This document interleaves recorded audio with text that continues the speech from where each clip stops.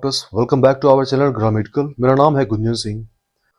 तो रिजल्ट को लेकर जितनी ज़्यादा हमें एक्साइटमेंट होती है उतना ही कंफ्यूजन हमें रिजल्ट के बाद होने लगती है। और इस कंफ्यूजन का सीधा सा रीज़न ये रहता है जो हमारे काउंसलिंग के रूल्स हैं।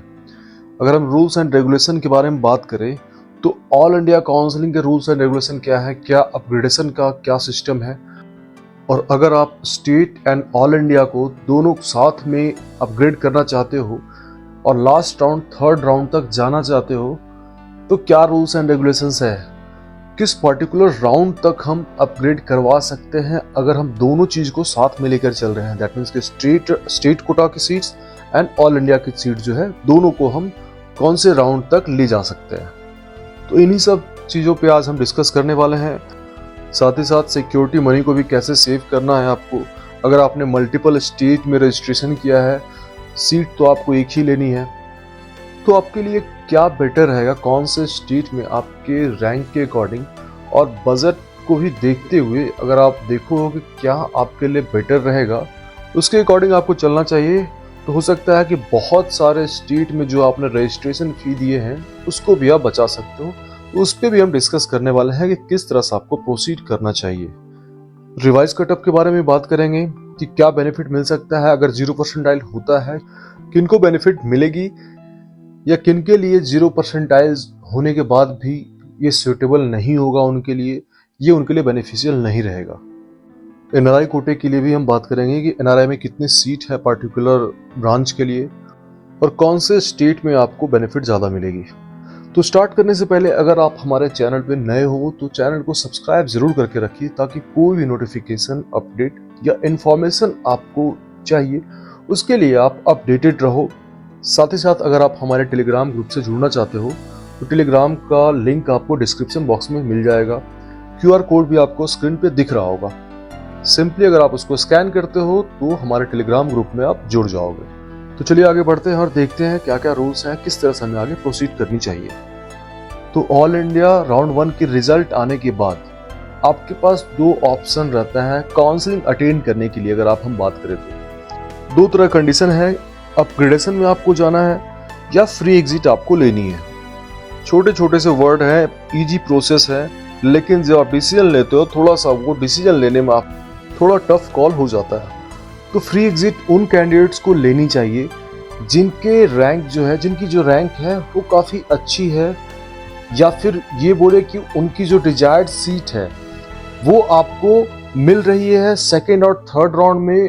आपको 100% श्योर अगर आप हो उस चीज़ से कि हमें सेकेंड और थर्ड राउंड में हमारे रैंक पे जो हमारे डिजायर्ड ब्रांच है, जो हमारी प्रीफर्ड ब्रांच है, वो अगर हमें मिल रही है तो आप इजीली फ्री एग्जिट ले सकते हैं। या फिर आप ऐसे कंडीशन में भी हो कि अगर आपकी जो सीट मिली है फर्स्ट राउंड में, वैसे तो फर्स्ट राउंड की जो शिफ्ट आई हो काफी ज्यादा नेगेटिव ही देखने को मिली है, और ऐसे कंडीशन में बहुत ही कम स्टूडेंट्स होंगे जो सीट से, फर्स्ट राउंड की सीट से सेटिस्फाइड होंगे। तो किसी किसी कैंडिडेट को ऐसा भी होता है कि वो नॉर्थ में रह रहे हैं और उनको साउथ में अगर सीट मिली है और वो श्योर है, प्रीटी मच श्योर है कि उनको सेकंड थर्ड राउंड में आपको अच्छी सीट मिल सकती है, तो वो भागदौड़ दोबारा ना करनी पड़ी। दैट मीन्स कि पहले आपको एडमिशन लेने के लिए जाना पड़ेगा पर्टिकुलर स्टेट में, पर्टिकुलर जगह पे, कॉलेज के लिए आपको, और अगर आपकी विलिंगनेस है अपग्रेडेशन के लिए तो वो भी आपको वहाँ पे नोटिफाई करनी होती है। बट अगर आपको सेकेंड राउंड में कोई अच्छी सीट मिलती है जो आपको पहले से ही आइडिया है उसके बारे में, तो जाहिर सी बात है वो सीट आपको छोड़ने के लिए, रिजाइन करने के लिए वापस आपको उसी जगह पे जानी पड़ेगी। जो सेकंड राउंड में आपको अलॉट होगी सीट, उस अलॉटमेंट लेटर को दिखाकर आपको वहां से रेजिग्नेशन आपको लेनी होती है। तो ये थोड़ी सी भागदौड़ की जो प्रोसेस होती है, बहुत सारे लोग इन सारे चीजों से भी बचना चाहते हैं, इसलिए वो फ्री एग्जिट लेते हैं। और अगर आपको इसमें भी कंफ्यूजन हो रहा है कि आपकी रैंक और डिजायर्ड ब्रांच के अकॉर्डिंग आप ये समझ नहीं पा रहे हो कि आपको फ्री एग्जिट लेनी चाहिए या नहीं लेनी चाहिए, तो दिए गए नंबर पे कॉल करके आप बात कर सकते हो। आपको डेफिनेटली यहाँ से हेल्प जरूर मिलेगी। जो भी सिचुएशन आपकी है उसके अकॉर्डिंग आपको जरूर बताया जाएगा। ओके, सो अगर हम अपग्रेडेशन के बारे में बात करें तो बहुत सारे स्टूडेंट्स के मन में ये डाउट है कि अगर हमने अपग्रेडेशन के लिए राउंड 1 से राउंड 2 के लिए हमने अपग्रेड के लिए डाला है, तो फिर हमें फर्स्ट राउंड वाली जो सीट रहेगी वो सेकेंड राउंड में अगर अपग्रेड होती है तो मिलती है, लेकिन थर्ड राउंड में जाने के लिए फिर हमें रजिस्ट्रेशन फिर से करनी होगी। या 2 लाख की जो फॉरफीचर होती है रूल्स वो अप्लाई हो जाएगी, या फिर उनको ये भी डाउट है उनको कि स्टेट के फर्दर राउंड के लिए वो एलिजिबल होंगे या नहीं होंगे। तो ये सारे जो कंफ्यूजन है इसको आपको बिल्कुल क्लियर करके चलना चाहिए, तभी आप आगे काउंसलिंग को अच्छे से अटेंड कर सकते हो। और इसका सीधा सिंपल सा आंसर ये है कि फर्स्ट टू सेकेंड राउंड तक कोई भी ऐसा रूल एंड रेगुलेशन नहीं है। आप state and all India quota दोनों की काउंसलिंग को इजीली देख सकते हो। बट थोड़ा सा यहाँ पे आपको ये समझना होगा कि ऑल इंडिया कोटे से आपको बेनिफिट ज़्यादा मिल रही है आपकी रैंक और डिजायर ब्रांच को देखते हुए, या स्टेट से आपको ज़्यादा बेनिफिट मिल रहा है। उसके अकॉर्डिंग अगर आप चलोगे तो जाहिर सी बात है फर्स्ट राउंड में या सेकेंड राउंड तक भी किसी न किसी सीट को ऑल इंडिया या स्टेट कोटा को आपको छोड़ना ही होगा, तभी आप फर्दर राउंड के लिए भी एलिजिबल रहोगे, या फिर आप उसको इजीली तरह से अटेंड कर सकते हो। एग्जाम्पल के तौर पे अगर हम बात करें तो अगर आपकी रैंक जो है 28,000 टू 36,000 के बीच में अगर है, और अगर आपको ऑल इंडिया कोटे से राउंड 1 की जो रिजल्ट आई है उसमें से आपको ऑप्थेल, साइकेट्री, एनेस्थीसिया, ईएनटी जैसे ब्रांच अगर आपको अलॉट हुई है, बट आपकी डिजायर्ड ब्रांच जो है वो सर्जरी, ऑर्थो, ऑब्स-गायनी जैसी ब्रांच है, तो अब यहाँ पे आपको ये देखने की जरूरत होती है कि आपको स्टेट से क्या बजट में आपको मिल रही हो पर्टिकुलर ब्रांच जो आपकी डिजायर्ड ब्रांच है, या फिर ऑल इंडिया से अगर आप आगे बढ़ते हो तो वो जो पर्टिकुलर ब्रांच है दैट मीन्स की ऑब्स-गायनी, सर्जरी, ऑर्थो, इसकी बजट ऑल इंडिया में कितनी आगे तक जा रही है, कितनी फीस हमें ऑल इंडिया में देनी पड़ रही है। तो अगर आपने कुछ पर्टिकुलर स्टेट्स के लिए पार्टिसिपेट दैट मीन्स की रजिस्ट्रेशन करके रखा है, तो जाहिर सी बात है ऑल इंडिया से बेटर ऑप्शन आपको स्टेट में दिखेगा, और वो कम बजट में भी दिखेगा। तो राउंड 1 की रिजल्ट अगर स्टेट की आती है तो फिर वैसे कंडीशन में आप स्टेट को आप फॉलो कर सकते हो, स्टेट की फर्दर काउंसलिंग अटेंड कर सकते हो, वहां आप ग्रेडेशन के रूल को अप्लाई करते हुए आगे बढ़ सकते हो, क्योंकि आपको ऑल इंडिया में आपकी बजट के सुटेबल बजट आपको नहीं मिलेगी अगर पर्टिकुलर ब्रांच की अगर बात करोगे आप तो। अच्छा, एक चीज और भी है कि ऑल इंडिया राउंड 1 की जो ज्वाइनिंग डेट है, बहुत सारे स्टेट के रिजल्ट जो है वो ऑल इंडिया ज्वाइनिंग डेट से पहले आ रही है और बहुत से उसके बाद भी आ रही है।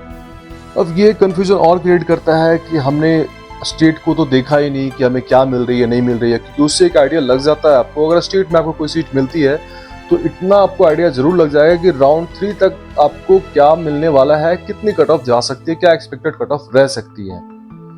तो वैसे कंडीशन में अगर रिजल्ट आपकी नहीं आई है स्टेट की, तो अगर आप सेटिस्फाइड हो ऑल इंडिया वाले सीट से और आपकी रैंक पर्टिकुलर ब्रांच के लिए बेटर है, तो आपके लिए सजेशन यही होगा कि आप वहां पे आपको बेनिफिट रहेगा उस सीट पे एडमिशन लेने के लिए, और आप ग्रेडेशन में जाना ही आपके लिए बेटर ऑप्शन रहेगा। या फिर स्टेट राउंड 1 की जो रिजल्ट आएगी तो आप रिजाइन भी कर सकते हो, उसके लिए भी पार्टिकुलर टाइम रहता है। अच्छा, एक चीज और है कि बहुत सारे स्टूडेंट ने इस बार क्या हर साल ही ऐसी होती है कि बहुत सारे मल्टीपल स्टेट्स में वो रजिस्ट्रेशन करते हैं। अब 2-2 लाख की सिक्योरिटी मनी बहुत सारे स्टेट्स में, ज्यादातर स्टेट्स में लगती है। तो अगर आपने 4-5-6 स्टेट में रजिस्ट्रेशन करके रखा है, दैट मीन्स कि आपने 8-10 लाख तो पहले ही फ्रीज कर दिया एक तरह से। दैट मीन्स कि वो पैसे आपको कब आते हैं वापस, वो बहुत ही टाइम लगता है आने में। आफ्टर काउंसलिंग, जब काउंसलिंग ओवर हो जाएगी तब वो पैसे वापस आते हैं।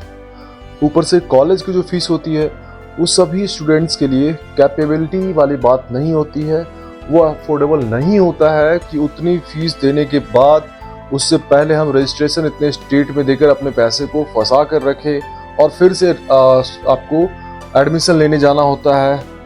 तो इन सारे चीज़ों को सेव करने के लिए, खास करके अगर हम सिक्योरिटी मनी के बारे में बात करें तो उनको कैसे बचाना है, इस चीज़ को भी आपको ध्यान में लेकर चलना चाहिए।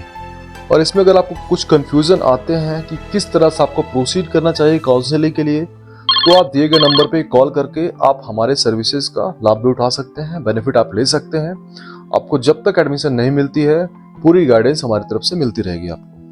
देखिए, मल्टीपल स्टेट की अगर हम बात करें तो कुल मिला के बात यही आती है कि आपको स्टेट को तो देखना ही होता है, साथ ही साथ सबसे पहले बात ये आती है कि आपके रैंक के अकॉर्डिंग कौन सी ब्रांच आपको चाहिए और उस पर्टिकुलर ब्रांच के लिए आपको क्या बजट कौन से स्टेट में। जाहिर सी बात है हर स्टेट की अपनी अपनी एक फीस है, पर्टिकुलर कॉलेज की एक फीस होती है, तो वो बजट आपके लिए सूटेबल होना चाहिए और कहाँ पे आपको मिल रही है ये ज़्यादा मायने रखती है। इस चीज़ को अगर आप देख कर चलोगे तो मुझे लगता है कहीं ना कहीं आपको अच्छी सीट जरूर मिलेगी।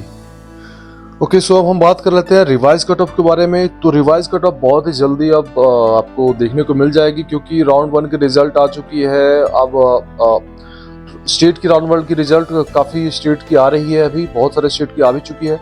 राउंड 2 की काउंसलिंग के बाद ही रिजल्ट तुरंत आएगी, और उसके बाद रिवाइज कट ऑफ के लिए भी आपको न्यूज सुनने को मिल जाएगी कि रिवाइज कट ऑफ जो है वो कट ऑफ को डाउन कितना परसेंटाइल किया गया है। अगर हम 0 परसेंटाइल की बात करें तो मैं अभी ये चीज नहीं कह सकता हूँ कि 0 परसेंटाइल इस बार होगा या नहीं होगा।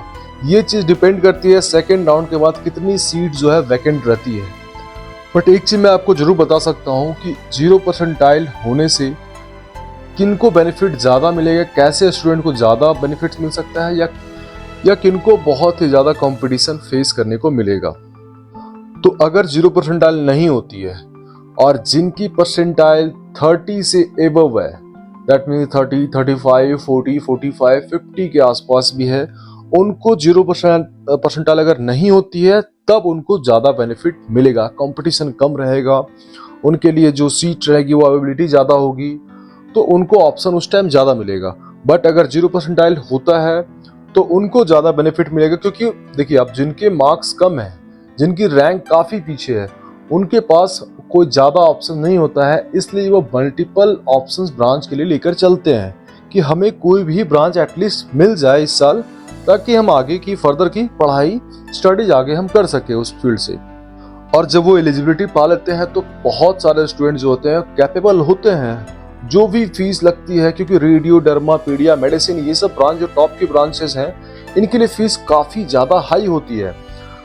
2.5 करोड़ 3 करोड़ की बात जब आती है तो सभी स्टूडेंट्स वहाँ पे कैपेबल नहीं होते हैं। बट जो एलिजिबल कैंडिडेट हो जाते हैं आफ्टर 0 परसेंटाइल, तो उनमें से जो कैंडिडेट कैपेबल होते हैं वो उन सीट को ग्रैब कर लेते हैं।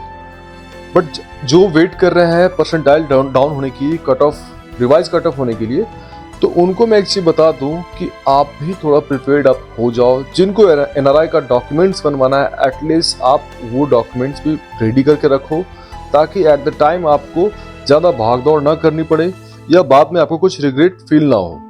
कौन कौन से स्टेट में आपको अप्लाई करना चाहिए स्टेट राउंड के बाद, जब आप एलिजिबल हो जाते हो राउंड 2 के बाद, ऑल इंडिया राउंड 2 की बात मैं बात कर रहा हूँ, तो उस पर्टिकुलर स्टेट में आपको अप्लाई करके जरूर रखनी चाहिए, ताकि आपको आपकी डिजायरेबल सीट जो है वो आपके बजट में मिल सके। क्योंकि एनआरआई कोटे से भी पर्टिकुलर ब्रांच के लिए लिमिटेड सीट होती है, तो वो भी आपको ध्यान देकर चलना चाहिए। स्टिल अगर आपको कोई भी कंफ्यूजन है काउंसलिंग से रिलेटेड, या आपको सर्विसेज चाहिए, तो आप दिए गए नंबर पे कॉल करके हमसे बात कर सकते हैं और अपने कंफ्यूजन को आप दूर कर सकते हो। साथ ही साथ आप सब्सक्राइब करना ना भूलें, ताकि कोई भी नोटिफिकेशन अपडेट आपको टाइम पे मिले। So it's all for today. Thank you so much and all the very best.